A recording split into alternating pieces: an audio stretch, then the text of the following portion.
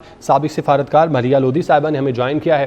بہت شکریہ آپ کا وقت دینے کے لیے۔ آپ کیسے دیکھتی ہیں پاکستان میں اس کانفرنس کا انعقاد، اور جیسا کہ انڈین وزیر خارجہ بھی پاکستان میں موجود ہیں، کیا تجزیہ آپ کا اس ساری صورتحال پر؟ دیکھیں، پہلے تو ہمیں یہ مد نظر رکھنا چاہیے کہ جو 10 ممبر اسٹیٹس ہیں ایس سی او کے، وہ 10 کے 10 ملکوں کو باری باری موقع ملتا ہے سمٹ کو ہوسٹ کرنے کا، میزبانی کرنے کا۔ تو اس دفعہ پاکستان کی باری تھی بائی روٹیشن۔ ظاہر ہے یہ پاکستان کے لیے ایک اہم موقع ہے اپنا بین الاقوامی رول کو اجاگر کرنے کا، اور واقعی اس سے پاکستان کی جو سفارتی پوزیشن ہے دنیا میں وہ اس میں اضافہ ہوگا۔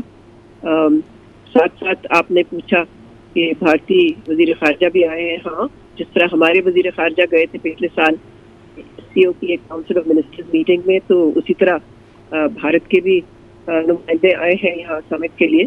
مگر میں نہیں سمجھتی کہ اس کو بڑھا چڑھا کے ہمیں دیکھنا چاہیے۔ انہوں نے خود یہ کہا ہے کہ وہ صرف ایک ملٹی لیٹرل ایونٹ کے لیے آئے ہیں، وہ کسی باہمی میٹنگ کے لیے نہیں آئے، اور نہ ہی کوئی by lateral meeting side lines پہ آرگنائز ہو رہی ہے جہاں تک میری معلومات۔ تو میرے خیال کو بھی ہمیں پرسپیکٹو میں رکھنا چاہیے۔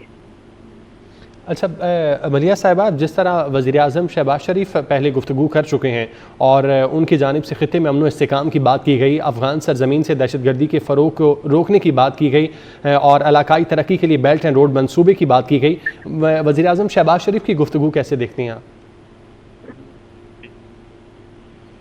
میرا خیال ہے انہوں نے جن پوائنٹس پہ ایمفسائز کیا ہے وہی پاکستان کی پالیسی کی انہوں نے ریفلیکشن کی ہے، اس کو آرٹیکولیٹ کیا ہے۔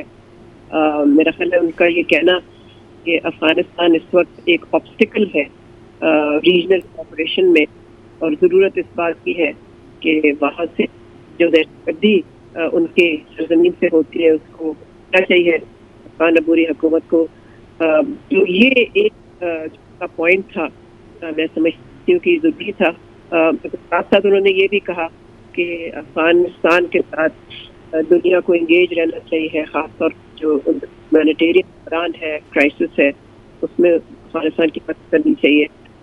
باقی انہوں نے پھر ظاہر ہے ان باتوں کا ذکر کیا جن ایشوز پہ پاکستان ماضی میں انیشیٹو دیتا رہا ہے، مثال کے طور پہ اینٹی پاورٹی پروگرامز پہ، انوائرمنٹل پروٹیکشن پہ، موسمی تبدیلی کے حوالے سے۔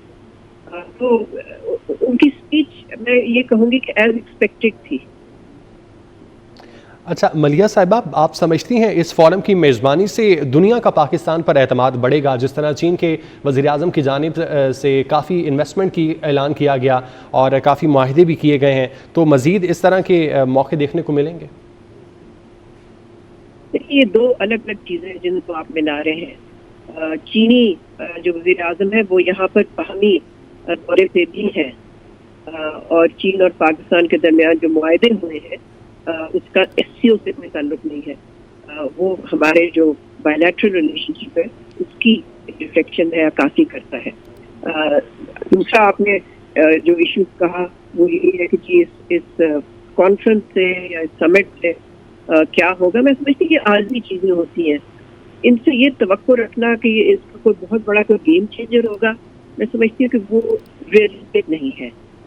ٹھیک ہے، اس کے آپٹکس اچھے ہیں، یہ پازیٹیو ہے پاکستان کے لیے، لیکن اس سے یہ سمجھ لینا کہ بس اب سب کچھ مستقبل میں بھی اس کے اثرات چلتے جائیں گے، میں نہیں سمجھتی اس طرح سے ہوتا ہے۔ ایک سمٹ ہوتی ہے۔ ٹھیک ہے، بہت شکریہ ملیحہ لودھی صاحبہ آپ کے وقت کے لیے۔